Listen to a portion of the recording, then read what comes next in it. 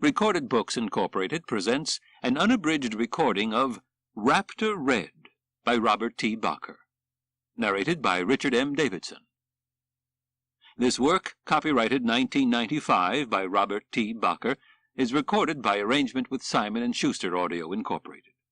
This recording is copyrighted 1995 by Recorded Books Incorporated.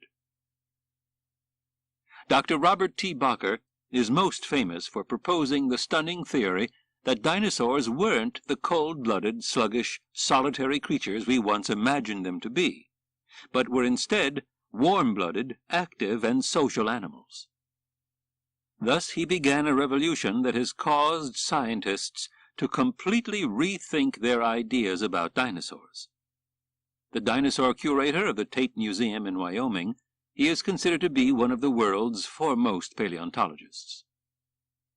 And now, Raptor Red. This book is dedicated to all the amateur fossil hunters who donate their weekends and vacations to enlarging our appreciation of the past. In Wyoming, we call them the Jurassic Irregulars. They work long hours without museum salaries, without government grants, and all too often without appreciation from the PhDs. And yet these amateurs are discovering new dinosaur species every summer. Most of the time, they pay for their own gas and drive their own pickups into the Badlands. When we open up a new quarry, they contribute bags of plaster and bundles of burlap. Those of us fortunate enough to work full-time in small Western museums rely on volunteers at every stage in the exacting process of cleaning the fossils, interpreting the anatomical facts, and clothing the bones with flesh and skin. I started thinking about Raptor Red when I heard that a veteran amateur fossil hunter had discovered a remarkable dinosaur. Raptor Red has come back to life, thanks to such people. Preface. Call her Utah Raptor. That's what I suggested to my colleague, Dr. James Kirkland, of the Dynamation Society, over the phone on a January afternoon in 1992. Jim was ecstatic about a giant fossil claw just dug up by a talented amateur, Bob Gaston, in red-gray rocks of early Cretaceous age. It was a raptor claw. The bone bed was in Utah, a state with a glorious history of dino discoveries, so the name Utah Raptor popped into my head. And for some reason I automatically thought of the beast as a female. Why don't you call her Utah Raptor? You know, the hunter of ancient Utah. He did. I knew raptors well. When I was a freshman at college, back in 1964, I helped excavate a raptor pod in Montana. 4 skeletons intertwined in death, each animal about 9 feet long and maybe 120 pounds weight when alive. Raptors were bantam-weight dinosaurs, small and compact in the body, but equipped with weapons of exceptional deadliness. They were kickboxers. 1 claw on each hind foot was transformed into a big curved knife that could disembowel prey with a single stroke. These Montana creatures were named Deinonychus, terrible claw. Speed and agility were other raptor characteristics.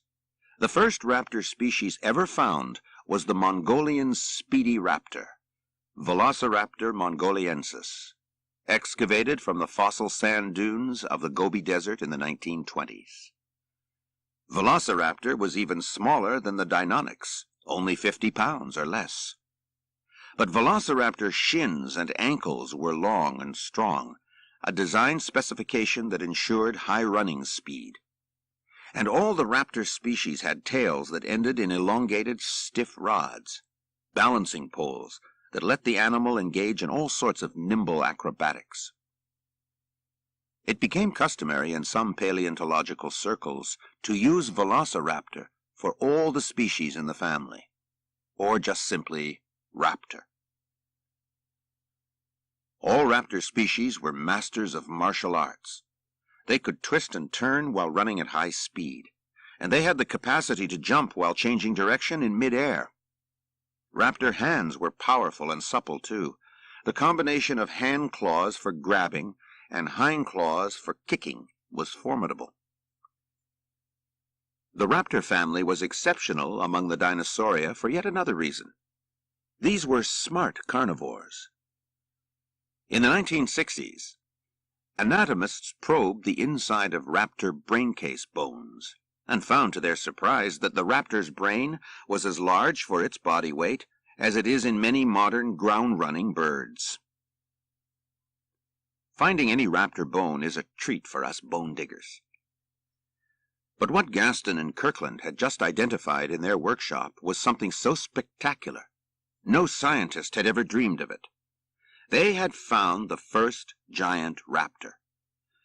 Their claw was from a beast twice the size of any other member of the family, and must have been carried by a body 500 to 1,000 pounds, 8 times heavier than a deinonych. It was the find of a lifetime. The claw we've got, it's huge. I could hear Jim jumping up and down at the other end of the line, and I started jumping up and down too because I knew something he didn't. "Jim, Jim, Jim!" I yelled. "You just found Spielberg's raptor." "Huh?" "You just found the giant raptor Spielberg made up for his movie, you know, Jurassic Park." Jim thought I was daft. He didn't know about the other phone call I'd gotten about giant raptors that morning. It was from one of the special effects artists working in the Jurassic Park Skunk Works, the studio where the movie monsters for Spielberg's film were being fabricated in hush-hush conditions. The artists were suffering secret anxiety about what was to become the star of the movie, a raptor species of a size that had never been documented by a real fossil. No one outside the studio besides me knew about the problem with Spielberg's giant raptor. No professional dinosaurologist was aware of the supersized raptor being manufactured for the movie. The special effects artists were superb dino anatomists. It's funny how some of the best thinking about dinosaur shape and dinosaur movement has come from movie artists. Even the 1933 King Kong had some brontosaurus sequences that were a generation ahead of the dinosaurian dogma taught at the time in universities. The artists doing Jurassic Park wanted the latest info on all the species they were reconstructing. They wanted everything to be right. They'd been calling me once a week for months, checking on teeth of T-Rex and skin of Triceratops. I'd sent them dozens of pages of dino details. The artists were up to date in their raptor knowledge. They knew that deinonychs were the largest, and that no raptor was bulkier than the average adult male human. Just before Jim called, I'd listened to one artist complain that Spielberg had invented a raptor that didn't exist. Apparently, Spielberg wasn't happy with the small size of real raptors. He wanted something bigger for his movie. He wanted a raptor twice as big as Deinonychus. I tried to calm the artist's misgivings. You know, evolution can change size real fast. It's not impossible that a giant raptor could evolve in a geological instant. So maybe, theoretically, Spielberg's oversized raptor could have happened. The artist wasn't impressed with my learned argument. He wanted hard facts, fossil data. Yeah, a giant raptor's possible, theoretically, but you don't have any bones. But now, Jim's Utah raptor gave him the bones. The fossil beast from Utah turned out to be almost exactly the same size as the biggest raptor in the movie, an animal referred to in the script as the big female. Jim got back to work at the quarry, assisted by Don Burge, director of the museum at Price, Utah. Soon, Don and Jim's crews had hand bones, foot bones, backbone, shin bones, and parts of the muzzle of their super raptor. They made a quick sketch of the entire critter, nose to tail. Not only was the Utah raptor huge by raptor standards, but it carried the most lethal weapons in its hands. The foreclaws had much sharper edges and worked like a set of 6 recurved carving knives. In a few weeks, Utah's giant raptor made the front page of the New York Times, and Utah Raptor penetrated the worldwide community of dinosaur lovers. Within a few days of the announcement, kids and adults all over the world knew the name. The giant raptor was fast becoming the second most famous dinosaurian meat-eater. The first, of course, is still Tyrannosaurus rex. When the movie Jurassic Park came out at the beginning of the summer of 1993, it became the biggest blockbuster ever and made Velociraptor a household word. A significant percentage of the movie-going public knew that the true star was more accurately called Utah Raptor. This book is the story of Utah Raptor, told through the experiences of an individual raptor, a young adult female. Her story is pieced together from the fossil remains of Utah Raptor and from clues about her world locked up in early Cretaceous sediments. Bones and rocks are eloquent storytellers, if you know how to listen to them. When you pick up a raptor shin bone, you can feel the rough-textured zones that mark the attachment sites of the muscles that gave power to the leg when it was part of a living animal. You can run your finger around the smooth surfaces at the upper and lower ends of the bone, the areas that formed the joints and that allowed quick, controlled movement. Bones, muscles, and joints tell us much about the life and times of the super raptor from Utah, and we can learn even more from living species who have raptor characteristics today. Dinosaurs weren't the slow, stupid, overgrown lizards that museum displays showed in the 1950s. All dinosaurs show at least some of the adaptive hallmarks of the bird class. Raptors are especially close in all details of their body construction: hips, knees, ankles, feet and hands, eyes and brain. Raptors are designed like ground-running superhawks. If you want to imagine the courtship behavior of Utah raptors, or how they raise their young, don't think lizard. Think bird. The rocks of Utah are full of clues as to what sort of landscape played host to Utah Raptor. Fossils of water-loving turtles, crocs, and clams map out the size of rivers and ponds and swamps of the early Cretaceous. Petrified tree trunks and shale beds with leaf imprints give snapshots of the flora.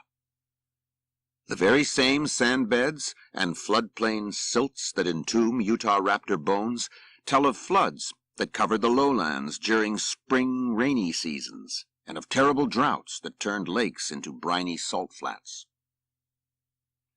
Even such lowly creatures as earthworms and beetle grubs, the subterranean supporting cast of landscape evolution, left behind fossilized burrows that show up as bright green zones in the brown and red mud rock. When you sit in a dinosaur quarry in Utah, taking a break from chiseling out raptor bones, you can almost hear the gentle rustling of Cretaceous soil creatures, churning around the tangled roots of conifer seedlings.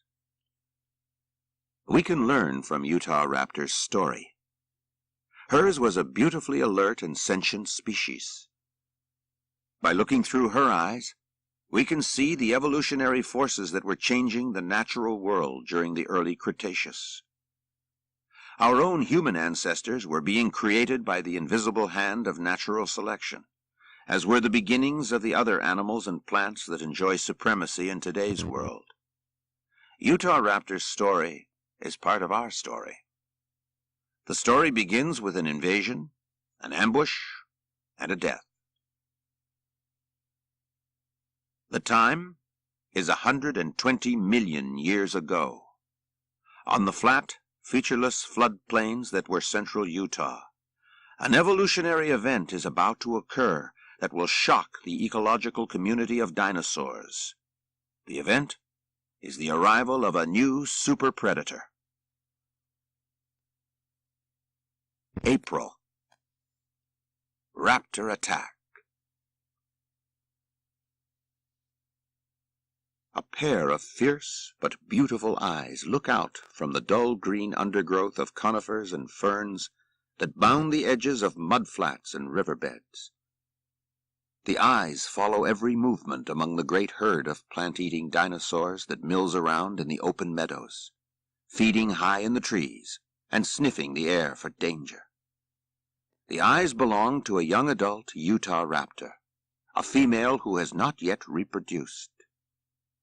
The female Utah raptor moves her 20-foot-long body quietly through the ferns, walking in long, slow strides on her muscular hind legs. She stops every few steps, rotates her elongate head, surveys the plant-eaters. Her eyes move back and forth, executing the rapid scanning of a hunter who's thinking about everything she sees. She's an intelligent killer. She watches the pattern made by the huge herbivorous dinosaurs. She evaluates each individual as a potential victim. If she could put her thoughts into a human language, they might be, "That cow over there is too alert. She travels with two near full-grown calves. They're too strong, too dangerous to attack. And that young bull is part of a bachelor pack, 5 adolescent males who are aggressive and inquisitive. We can't kill them today." The Utah raptor moves her muzzle slightly to the left. She searches the tree line for another pair of eyes. There! She exhales in a short, barely audible grunt. Her eyes meet those of another Utah raptor, a young male. He has the same stocky, compact torso she has, the same long, low head, the same neck held in an S-curve, the same long arms and fingers tipped with cruel-looking claws. She is half of a mated pair, locked together in Darwinian monogamy for the last 3 years. Their mutual attraction is evolution's way of giving both male and female the best possible chance to get their genes into the next Utah raptor generations. In nature, nothing else matters. As the days have lengthened in the early spring, the female Utah raptor has been responding to a powerful shift in her own internal chemistry.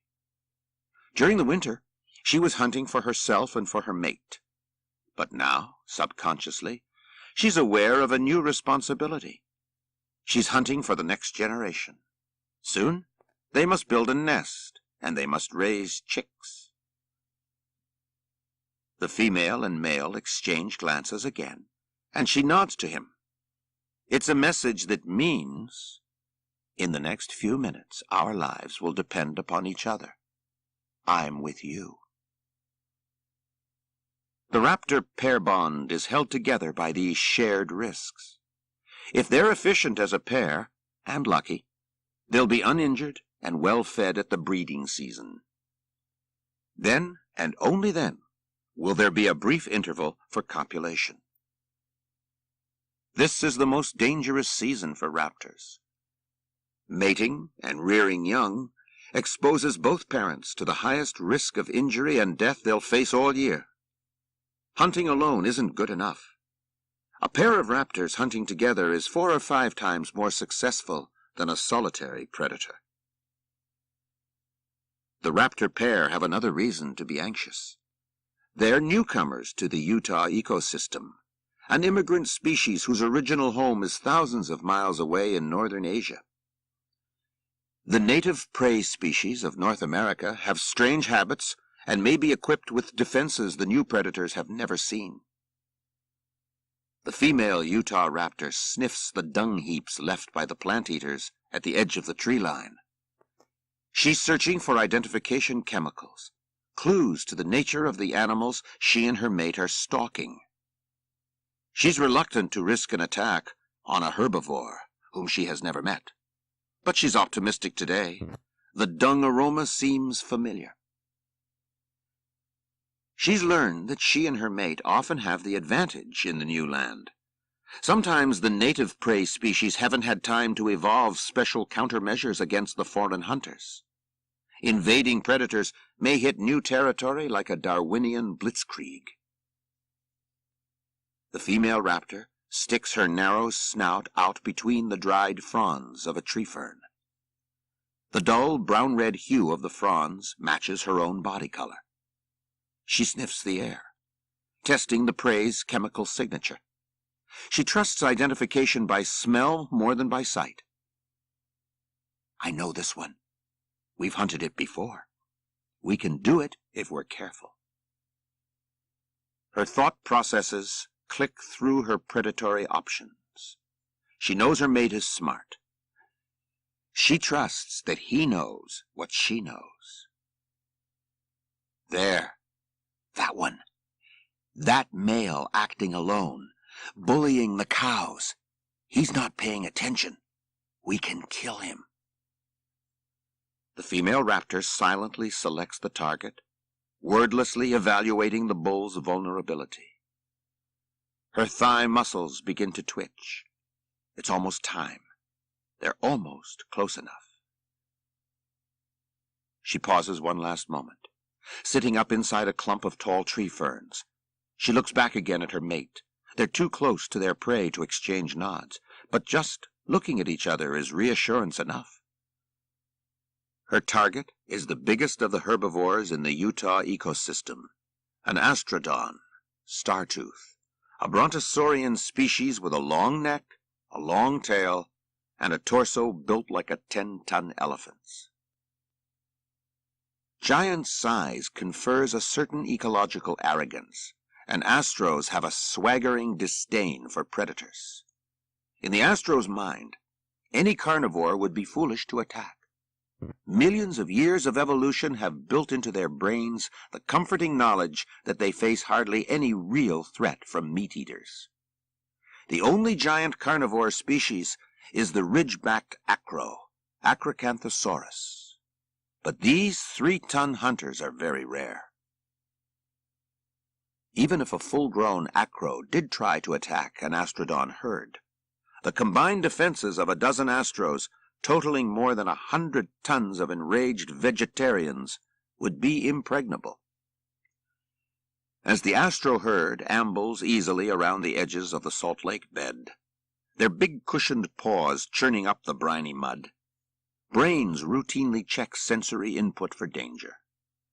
No scents are alarming. They pick up the hint of a raptor 100 yards away. But this is an 80-pound predator that wouldn't dare challenge a 20,000-pound bull astro. The resident raptor species is the commonest predator in the astro's world, and the big plant eaters see or smell them every day.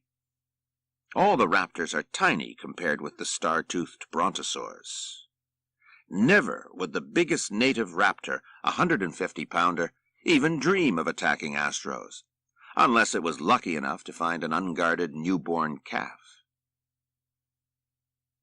There is a raptor pack ahead, chewing up the carcass of a 500-pound plant eater, an iguanodon species, but they slink away when a cow astro makes a mock charge in their direction.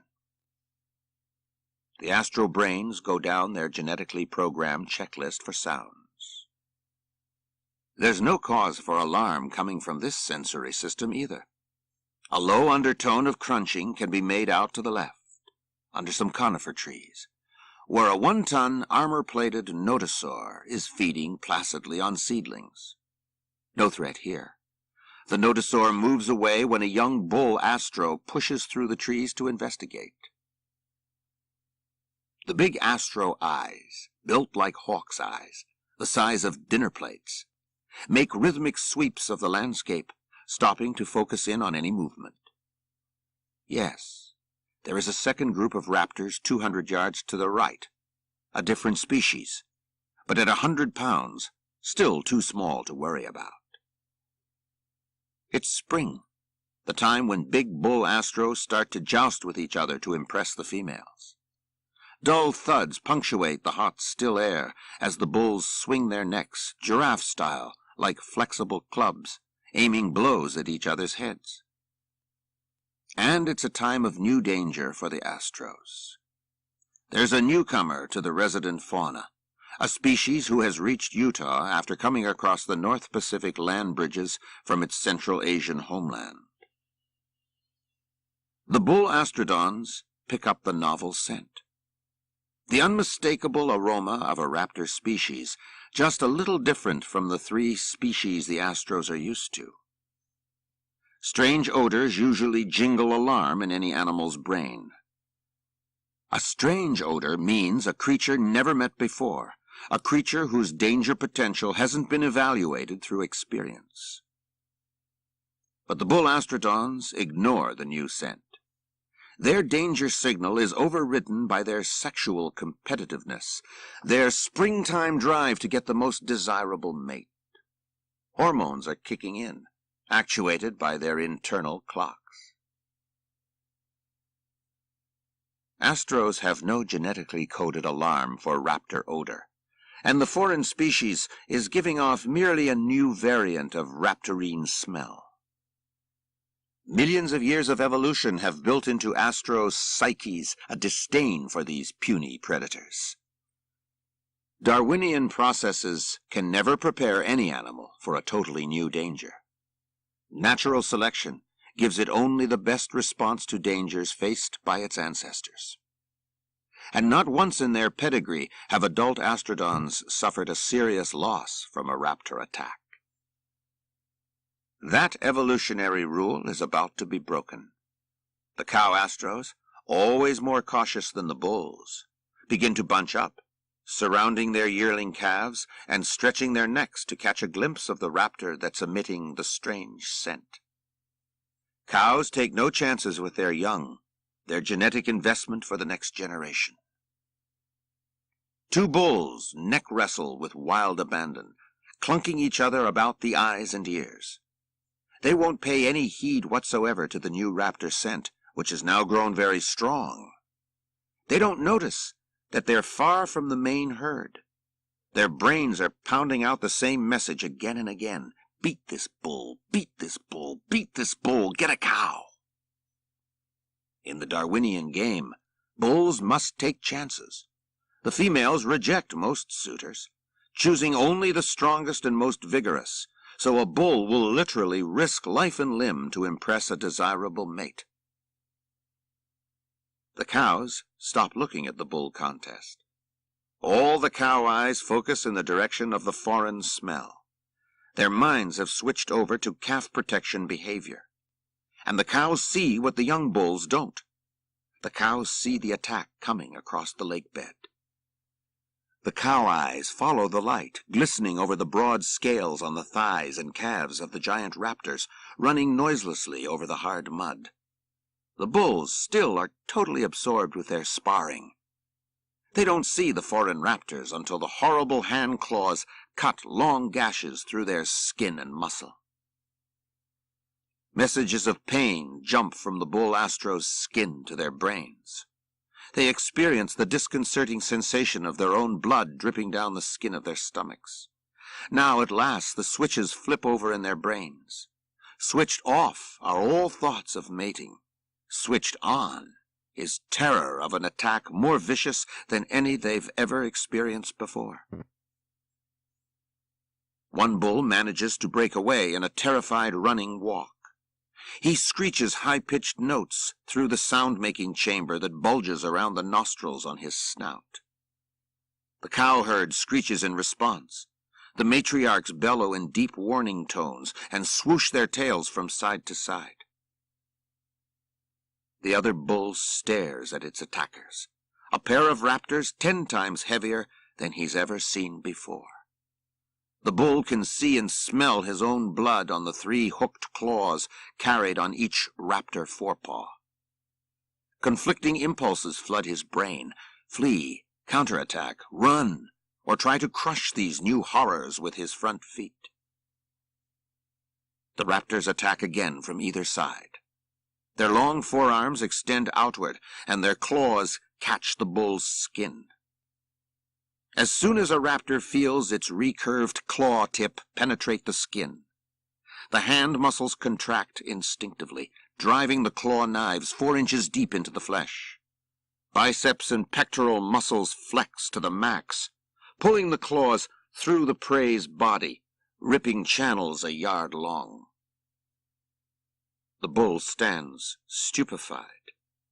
Pain from 24 long claw gashes on right and left flanks is overwhelming the normal feedback loops in his central nervous system. No one cut is life-threatening, but the cumulative effect drains his strength. Again, the two giant raptors attack, but this time the bull charges, hurtling his huge bulk forward, whipping his tail right and left. The raptors sidestep the counterattack. They reach out and slap their forepaws against the bull as he stumbles past, leaving a new set of bright red lines on his hide. The bull is confused. He'd won battles the year before with a 1-ton ridge-backed acro. But that meat-eater was slow and clumsy compared to these quick-footed giant raptors. The ridge-backed acro had lunged at the bull, grabbing at the bull's shoulder, trying to hold on with foreclaws shaped like grappling hooks. The bull had shaken off the acro and crushed it to death by pressing it against the ground. The anti-acro tactics don't work now. These giant raptors don't try to grapple and hold on. Their foreclaws act like curved blades, cutting through hide and flesh. And the giant raptors don't even try to bite. Each new attack is a quick dash and slash, a fast run-up to the bull, and then a quick blow by the Ginsu knife claws. And there's another frightening difference about this attack. These giant raptors are smart.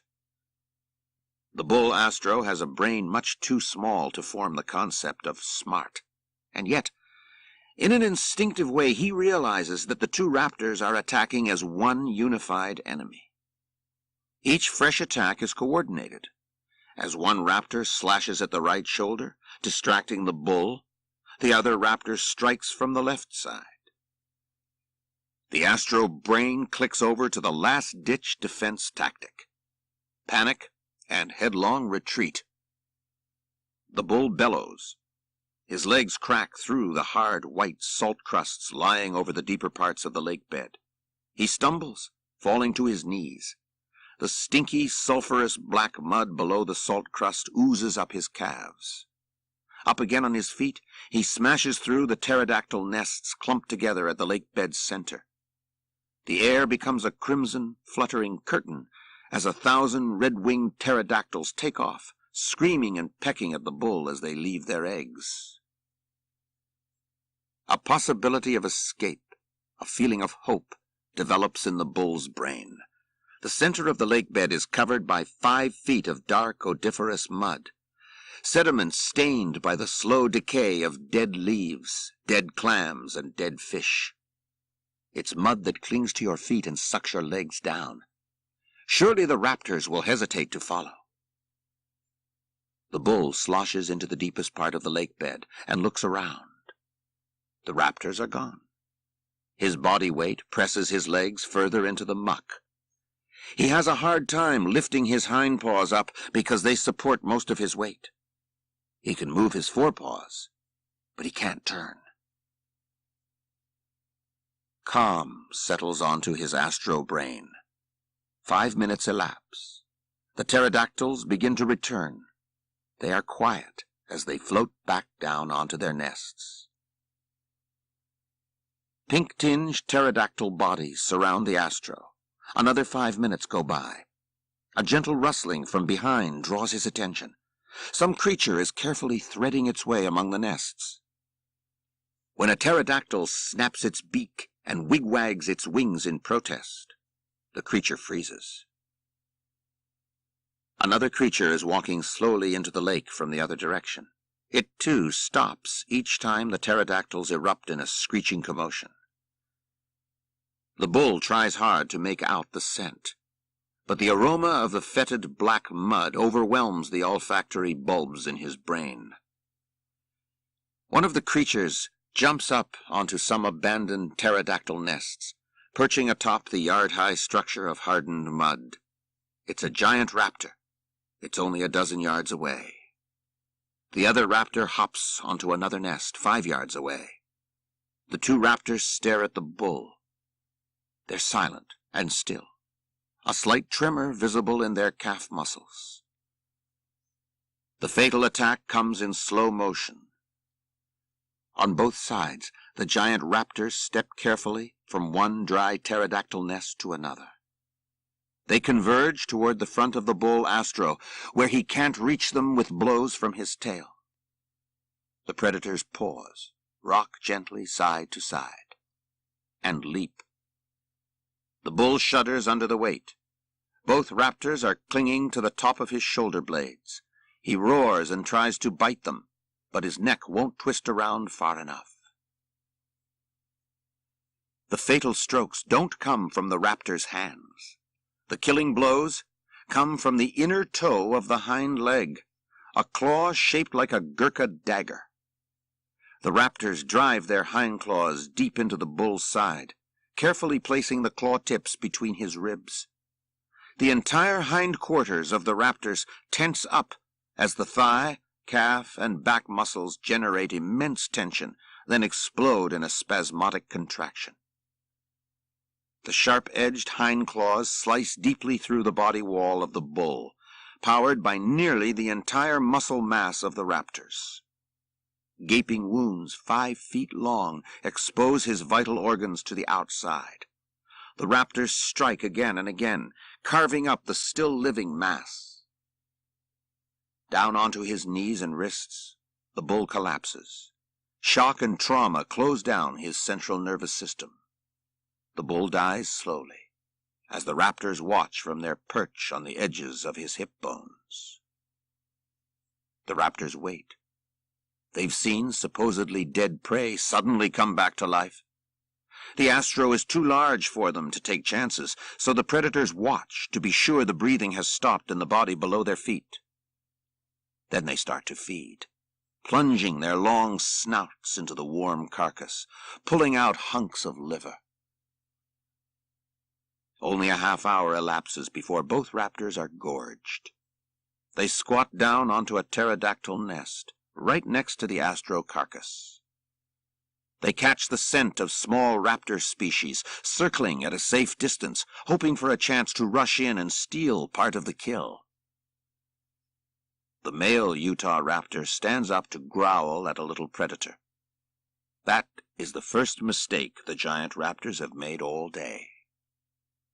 The dead Astro, still lying upright on its elbows and knees, falls over onto its side. The inert mass of the torso pins the male raptor's tail in the black muck. For the first time since they attacked the Astro, the raptors are frightened and disoriented. The fallen raptor thrashes about, but succeeds only in dislocating a hip and sinking further into the mire. The female raptor shrieks and grabs his hand in her mouth, trying to pull her mate by the arm. But that action fails too. It rolls him onto his side. His face is smothered by mud. He tries to clear his nostrils but can't. The desperate struggles exhaust the trapped raptor. He can barely keep his mouth above the surface of the suffocating mud. His mate cries piteously. She tries to dig out the mud from underneath his head. It's hopeless. Her sharp claws cut through the mud, but can't shovel it out. Her own hind feet are beginning to sink through the surface of the mud flat, now churned up and liquefied by the frantic actions of the dinosaur's feet. She doesn't know what to do. Nothing works. Nothing in her learned experience is helpful.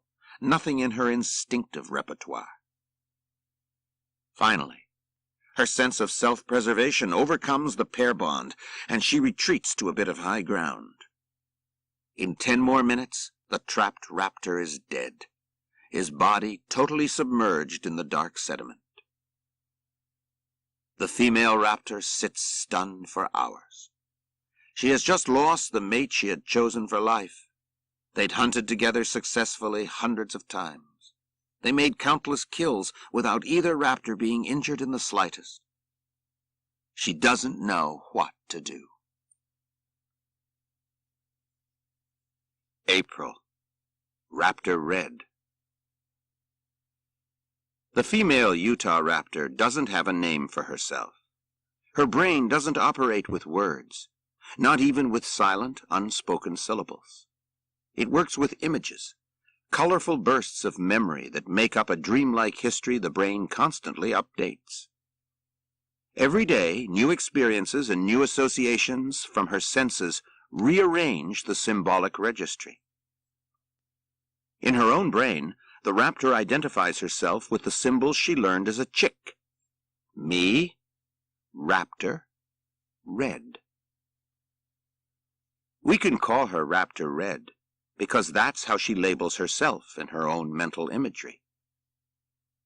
Ever since she was very young, 8 years ago, a chick in her mother's nest, she's learned to recognize the sound and scent, and most important, the color of her own kind.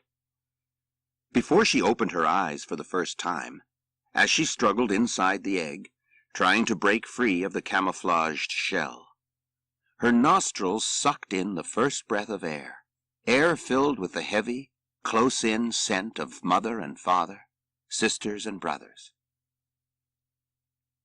That first invasion of airborne particles traveled down her nostril tubes and into the olfactory chambers built into her skull, right in front of her eyes. The airborne particles were caught like microscopic bugs on the sticky flypaper of her sensory membranes. Biochemical detector cells were galvanized into action as soon as the particles dissolved in the thin mucus lining. Electrical discharges, 1,000 each millisecond, lit up the nerve pathways leading from the olfactory chamber to the massive olfactory stalk of her brain. She hatched with the eyes of an eagle and the snout of a wolf, and her brain was already prepared to receive the imprint of its parent smell and parent color that defined me. The imprinting impulse was hardwired into her hatchling brain. No thought was necessary. It was automatic. First came the scent. This smell, my kind, safety, food, was the essence of the message recorded. From that moment on, the female raptor could lift her snout, sniff the incoming breeze, and detect the exciting presence of my kind from as far away as 2 miles. Then came sight. She opened her huge, clear eyes on the 3rd day after hatching. A blurred image of a snout filled her visual field. The snout had a delicate strip of meat hanging from it. The rank odor triggered a quick response from the raptor chick. She squeaked in delight, snatched the meat, and gurgled it down. This was the first time she saw what she had been eating for the previous 48 hours. The color of meat was now recorded in her brain, along with the odor of meat, and would stay that way for the rest of her life. Another color, too, was recorded. Her mother's snout had a bright crimson streak running aft from the nostril. When the raptor chick's eyes gradually became focused, she stared long and hard at that streak. Red snout, mother.